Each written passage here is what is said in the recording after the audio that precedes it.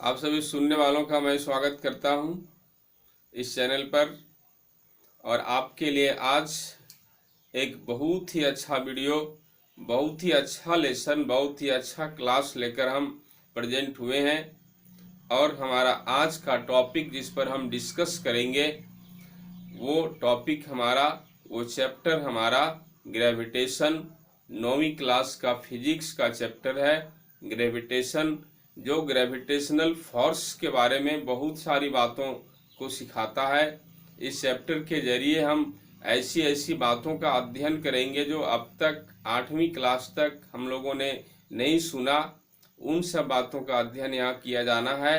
Gravitational force से related, gravitational force क्या होता है, आप 8वीं क्लास तक इस बात को इतना ही समझें कि gravitational force is a type of non contact force. असंपर्क बल का एक उदाहरण है, एक प्रकार है यह ऐसा बल जो कार्य करता है लेकिन इसके लिए संपर्क नहीं करना पड़ता, बिना संपर्क किए ही कार्य करता है।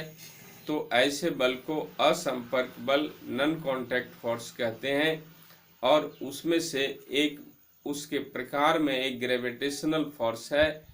मैग्नेटिक फोर्स भी उसी टाइप का फोर्स है, इलेक्ट्रोस्टैटिक फोर्स भी उसी टाइप का फोर्स है। बट यहाँ इस चैप्टर में केवल ग्रेविटेशनल फोर्स के बारे में कुछ डिटेल किया हुआ है और उसके लिए चैप्टर का नाम ग्रेविटेशन रखा हुआ है, गुरुत्वाकर्षण। सबसे पहले यहाँ हम सिंपली डिफाइन करना चाहेंगे, what do you mean by gravitational force, what do you mean by gravitation. ये गुरुत्वाकर्षण बल क्या है?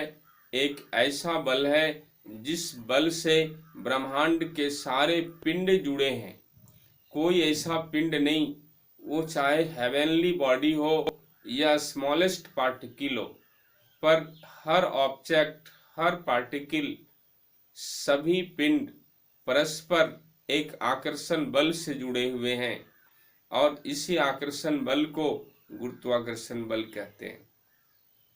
कोई भी, आप बगल में एक ईंटा का टुकड़ा देख रहे हैं, एक पत्थर का टुकड़ा देख रहे हैं, वो दोनों आकर्षण बल से जुड़े हैं। एक किताब देख रहे हैं मेज पर, बगल में एक कलम देख रहे हैं, वो दोनों एक आकर्षण बल से जुड़े हैं। क्लासरूम में एक स्टूडेंट बैठा हुआ है, दूसरे बेंच पर एक दूसरा स्टूडेंट बैठा हुआ है, वो दोनों एक आकर्षण बल से जुड़े हैं। क्लासरूम में चौक है, रूम में ही बगल में एक डस्टर है, वो दोनों आकर्षण बल से जुड़े हैं।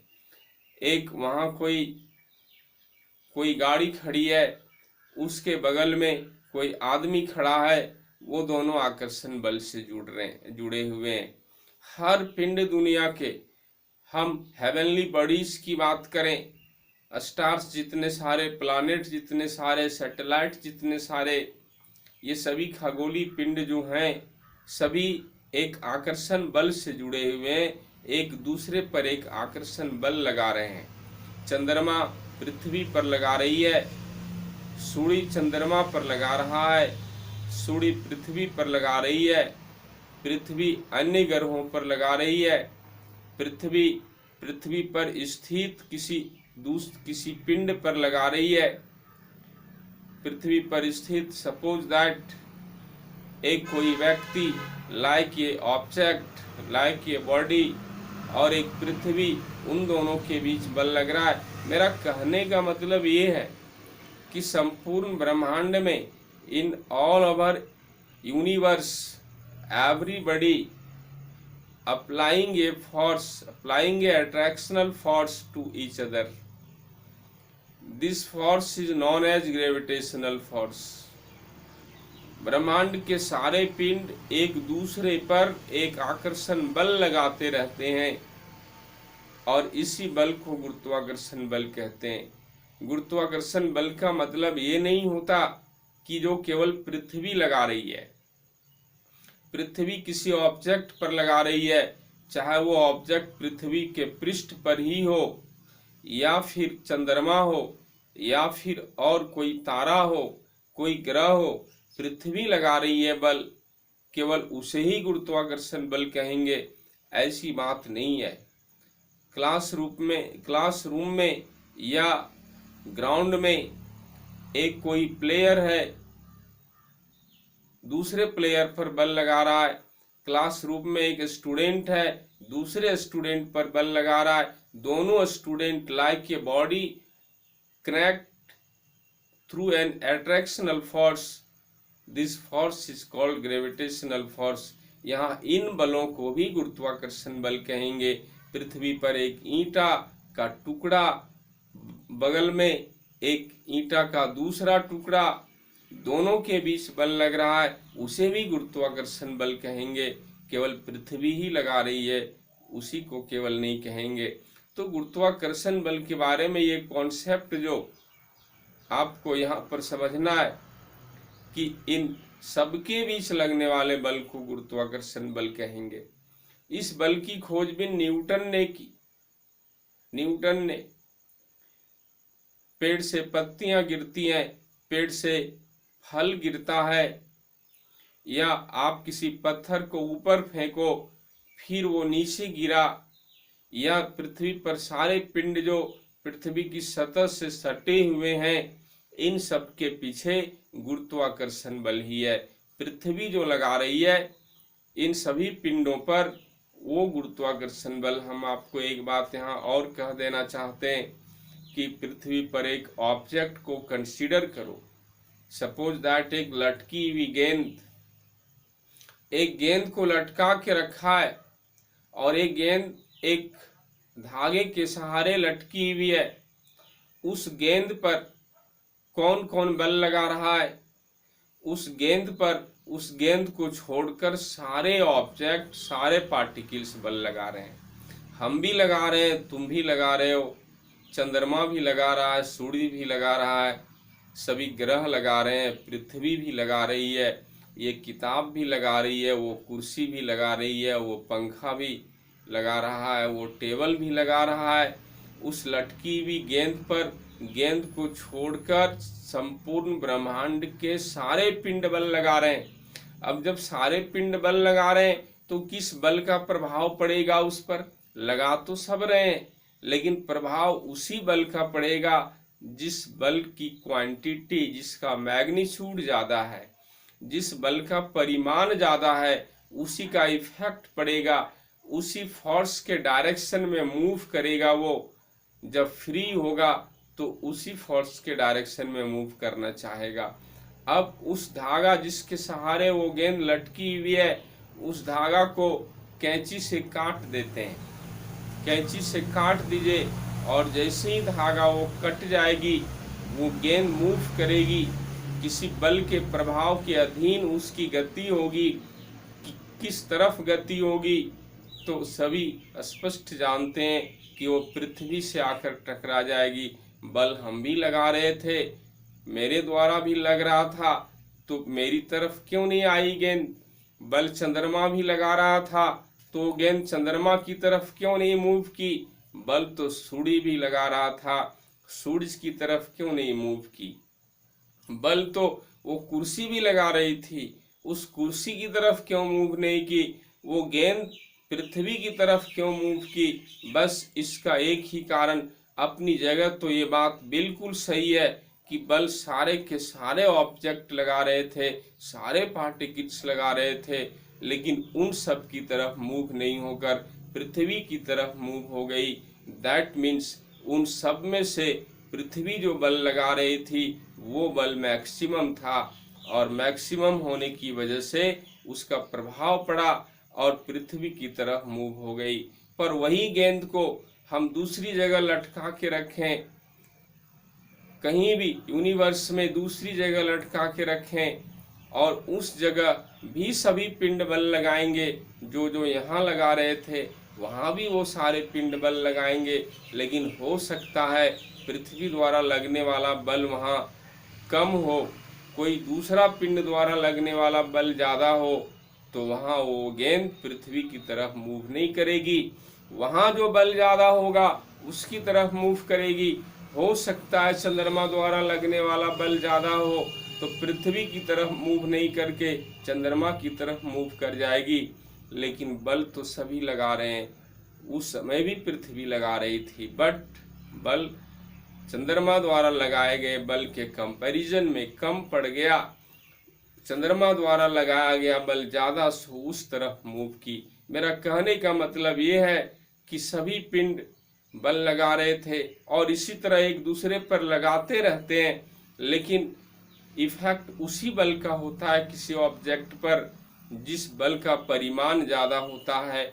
बाकी लगने वाले और बल, सारे बल कम परिमाण वाले अनइफेक्टेड होते हैं। हम यहाँ एक बात और क्लियर कर देना चाहते हैं कि गुरुत्वाकर्षण बल परस्पर लगता है। परस्पर, यदि मेरे द्वारा पंखा पर लग रहा है तो पंखा द्वारा मेरे ऊपर भी लग रहा है।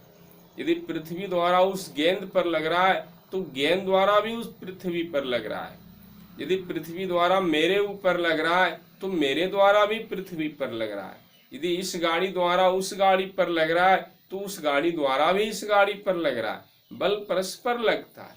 सूर्य पृथ्वी पर लगा रहा है तो पृथ्वी भी सूर्य पर लगा रही है। गुरुत्वाकर्षण बल परस्पर लगता है। और हम आपको ये भी बता देना चाहते हैं कि परस्पर जो एक दूसरे पर लगा रहे हैं दो पिंड, वो इक्वल फोर्स लगा रहे हैं, इक्वल फोर्स लगा रहे हैं। सूर्य जितना पृथ्वी पर लगा रहा है पृथ्वी भी उतना सूर्य पर लगा रही है। पृथ्वी जितना मेरे ऊपर लगा रही है, ये बॉडी मेरा, ये पिंड भी पृथ्वी पर उतना ही लगा रही है। वो लटकी हुई गेंद पर पृथ्वी जितना लगा रही है, वो गेंद भी पृथ्वी पर उतने ही लगा रही। इक्वल फोर्स अप्लाई होते हैं। बट जब इक्वल फोर्स अप्लाई होता है तो पृथ्वी गेंद की तरफ क्यों नहीं गई, गेंद क्यों पृथ्वी की तरफ आई? जब सूर्य जितना बल पृथ्वी पर लगा रही है पृथ्वी भी उतना, तो पृथ्वी क्यों घूम रही है अराउंड द सन? सन क्यों नहीं मूव करता? तो यहाँ पर ये बात भी आपको समझ जाना है कि फोर्स तो इक्वल होते हैं, लेकिन एक इफेक्ट लेस होता है, एक इफेक्ट फुल होता है, और इसकी वजह इनर्शिया है।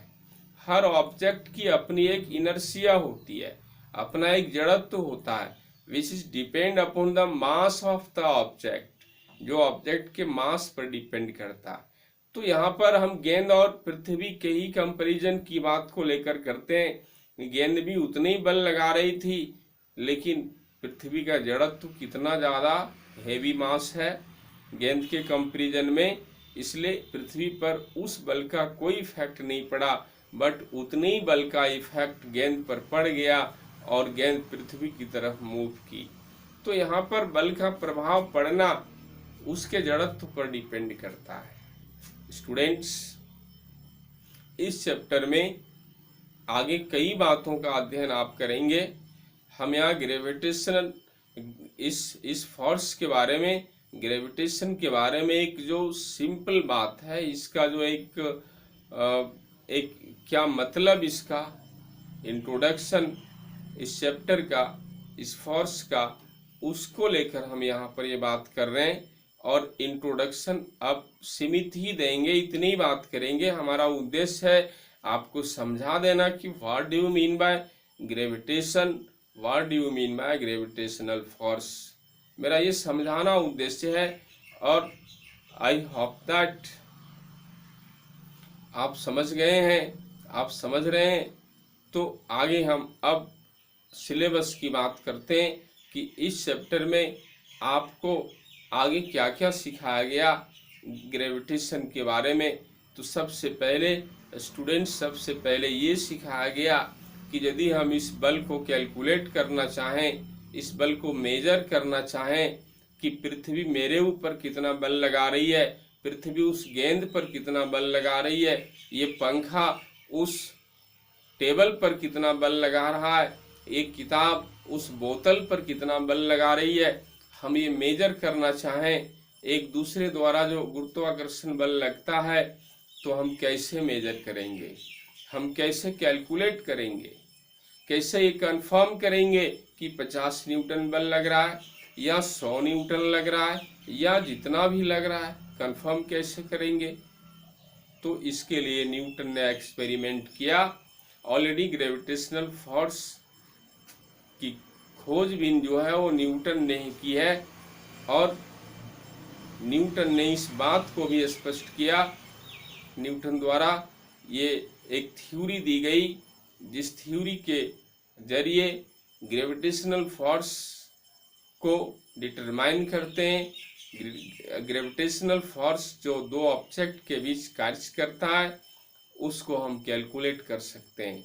इसके लिए न्यूटन द्वारा एक सिद्धांत दिया गया, एक नियम दिया गया, और जिसे gravitational law, universal law of gravitation कहा जाता है। न्यूटन्स लॉ ऑफ ग्रेविटेशन या यूनिवर्सल लॉ ऑफ ग्रेविटेशन, गुरुत्वाकर्षण का सार्वत्रिक नियम या न्यूटन का सार्वत्रिक नियम, ये नाम उसका, चूंकि वो सार्वत्रिक नियम है, ऑल ओवर यूनिवर्स फॉलो होता है, और वो न्यूटन ने दिया, इसलिए न्यूटन का सार्वत्रिक नियम और ग्रेविटेशनल फोर्स से रिलेटेड है, so that is also known as gravitational law.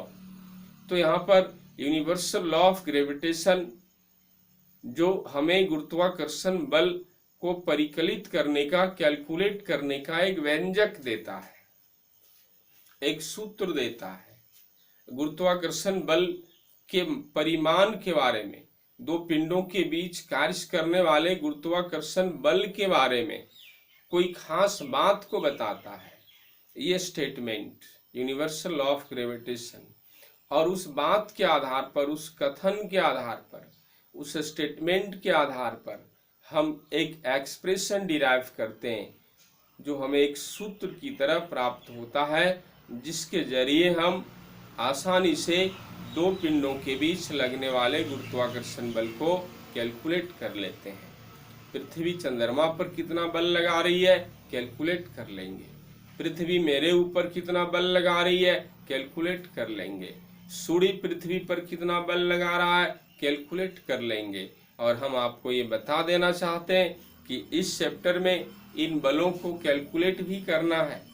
प्रश्न है, क्वेश्चन है, एक्सरसाइज में, बॉक्स क्वेश्चन में उसको कैलकुलेट भी करना है। तो इन सब के लिए हमें जरूरी क्या है जानना और समझना, यूनिवर्सल लॉ ऑफ ग्रेविटेशन। तो सबसे पहले इसका स्टेटमेंट, इसके स्टेटमेंट में कहा गया, gravitational force applying between two bodies is always directly proportional to the product of the masses of the object, and it is always inversely proportional to the square of distance between them। ये statement है universal of gravitation का कि gravitational force applying between two bodies is always directly proportional to the product of the masses of the bodies and inversely proportional to the square of the distance between them। That means दो पिंडों के बीच कार्य करने वाला गुरुत्वाकर्षण बल उन पिंडों के द्रव्यमान के गुणनफल के समानुपाती होता है तथा उन पिंडों के बीच की दूरी के वर्ग के व्युत्क्रमानुपाती होता है। ये स्टेटमेंट है। हम यहाँ पर कंसीडर करें, यदि कि दो ऑब्जेक्ट कुछ दूरी पर स्थित हैं, इसका अपना अपना मास है, तो उन दोनों के बीच जो बल लग रहा है सो कितना लग रहा है। यहाँ पर आप स्टेटमेंट लिखेंगे, आप क्लियरली लिख लेंगे, universal law of gravitation, universal law of gravitation, यह स्टेटमेंट लिखेंगे। हम आपको बोल देते हैं, आप लिख लेंगे, gravitational law applying between two bodies is always directly proportional to the product of the masses of the bodies and inversely proportional to the square of distance between them, full stop. तो इस तरह से statement लिखेंगे, हिंदी में भी बोल देते हैं। दो पिंडों के बीच कार्य करने वाला गुरुत्वाकर्षण बल उन पिंडों के द्रव्यमान के गुणनफल के समानुपाती होता है तथा उनके बीच की दूरी के वर्ग के व्युत्क्रमानुपाती होता है, फुल स्टॉप। स्टेटमेंट लिखेंगे। अब यहाँ पर हम कंसीडर कर रहे हैं कि दो ऑब्जेक्ट, एक का मास m1 किलोग्राम सपोज करते हैं और दूसरा का मास m2 किलोग्राम, ये दोनों d मीटर के डिस्टेंस पर रखे हुए हैं। एक ऑब्जेक्ट चाहे जो भी हो मान लेते हैं ये अर्थ है, कुछ भी मान सकते हैं, ये मून है, दोनों का मास जो है वो m1 और m2 मान लिया। क्योंकि अर्थ और मून ही होना जरूरी नहीं है, कोई भी हो सकता है। जिसका मास जो कुछ होगा उसके लिए m1 लिया, दूसरे का मास जो भी कुछ होगा m2 लिया, और वो दोनों के बीच जो डिस्टेंस होगा वो d मीटर लिया, चाहे डिस्टेंस जो। तब इन दोनों के बीच लगने वाला फोर्स F न्यूटन हो, तब according to universal law of gravitation, ये force directly proportional to the m1 into m2 यानी दोनों पिंडों के द्रव्यमान का गुणनफल, प्रोडक्ट ऑफ द मासेज, दोनों के द्रव्यमान के गुणनफल के समानुपाती होता है। और फिर कहा गया इसके बीच की दूरी d मीटर, तो उसका स्क्वायर के व्युत्क्रमानुपाती होता है, इनवर्सली प्रोपोर्शनल होता है। इनवर्स इसका स्क्वायर का इनवर्स, डिस्टेंस का स्क्वायर d स्क्वायर हुआ, उसका इनवर्स 1/d स्क्वायर, सो इनवर्सली प्रोपोर्शनल है। तो ये लगने वाला बल ये दो फैक्टर पर डिपेंड करता है। यहाँ पर एक सवाल भी क्लियर हुआ कि लगने वाला बल किन किन कारकों पर निर्भर करता है। तो दोनों पिंडों के द्रव्यमान पर और बीच की दूरी पर, ये दो फैक्टर पर डिपेंड करता है। यहाँ से क्वेश्चन भी आता है कि दो पिंडों के बीच कार्य करने वाला गुरुत्वाकर्षण बल किस प्रकार बदलेगा यदि पहले पिंड का द्रव्यमान 2 गुना कर दें, दूसरे पिंड का द्रव्यमान 2 गुना कर दें, दोनों पिंडों का द्रव्यमान 2 गुना कर दें। तो यहाँ द्रव्यमान को जितना गुना करेंगे, जिस रेशियो में वेरी करेगा मास, उसका प्रोडक्ट वही रेशियो में फोर्स भी वेरी करेगा। दोनों पिंड का द्रव्यमान को डबल किया गया तो उसका प्रोडक्ट 2 दूनी 4 गुना बढ़ जाएगा, तो बल भी 4 गुना बढ़ जाएगा। एक पिंड का द्रव्यमान 2 गुना किया गया, दूसरे का आधा किया गया, तो 2 गुने आधा 1, तो उसका लगने वाला फोर्स जस का तस रहेगा, क्योंकि 1 गुना बढ़ेगा। एक पिंड का द्रव्यमान 3 गुना किया गया, दूसरे का द्रव्यमान 2 गुना किया गया, तो प्रोडक्ट 3 दूनी 6, तो लगने वाला बल 6 गुना हो जाएगा। ये उसके मास पर, उसके प्रोडक्ट पर, और डिस्टेंस पर, डिस्टेंस जितना किया गया उसका स्क्वायर का इनवर्स होगा। दोनों पिंडों के बीच 2 गुनी की गई, बढ़ा दिया गया, तो उसका स्क्वायर 4 हुआ, तो लगने वाला बल 1/4 हो जाएगा, क्योंकि डिस्टेंस का स्क्वायर का इनवर्स, पिंडों के बीच की दूरी 3 गुनी की गई बढ़ाकर, तो उसका स्क्वायर 9, तो उसका इनवर्स 1/9, तो लगने वाला फोर्स 1/9 हो गया। दोनों के बीच की दूरी आधा किया गया, आधा स्क्वायर उसका 1/4, उसका इनवर्स केवल 4, तो बल 4 गुना बढ़ जाएगा। दूरी घटती है बल बढ़ता है, दूरी बढ़ती है बल घटता है, तो इस तरह से वेरी करता है। तो ऐसे सवालों का जवाब आप दे सकते हैं। इस स्टेटमेंट के आधार पर इन दोनों को हम कंबाइन करेंगे तो समीकरण 1 एवं समीकरण 2 से कंबाइन करेंगे तो डायरेक्टली मिलेगा m1 इंटू m2 बटे डी स्क्वायर। एक साथ दोनों कंबाइन कर दिया। अब यहाँ प्रोपोर्शनल साइन हटाएंगे और इज इक्वल टू देंगे। स्टूडेंट्स, हम आपको कई बार बताए कि किसी भी रूल में, किसी भी थ्योरी में जब पर ये प्रोपोर्शनल साइन समानुपाती का चिन्ह को रिप्लेस करते हैं तो इज इक्वल टू में रिप्लेस होता है, बराबर में रिप्लेस होता है विथ ए कांस्टेंट, एक समानुपाती स्थिरांक के साथ। ऑलवेज, केवल इसी नियम में नहीं, हर नियम में। और वो समानुपाती स्थिरांक, उसका वैल्यू अपने मन से कोई नहीं दे सकता। जिस समय नियम को तय किया गया, जिस समय नियम को लागू किया गया, उसी समय समानुपाती स्थिरांक भी चुना गया और उसका वैल्यू भी चुना गया।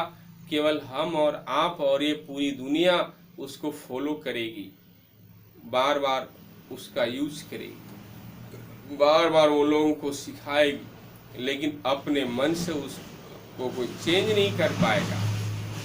तो यहाँ पर आपको ध्यान रखना है कि ग्रेविटेशनल लॉ में, यूनिवर्सल लॉ में जो यूनिवर्सल कांस्टेंट है, सार्वत्रिक स्थिरांक है, जो गुरुत्वीय स्थिरांक है, उसका अक्षर जी, कैपिटल जी, कैपिटल जी, जी, ये समानुपाती स्थिरांक के साथ ये चिन्ह बराबर में कन्वर्ट हुआ into m1 into m2 by D square. और ये फाइनली ये मिला, यहाँ जी समानुपाती स्थिरांक है, समानुपाती स्थिरांक है जिसका मान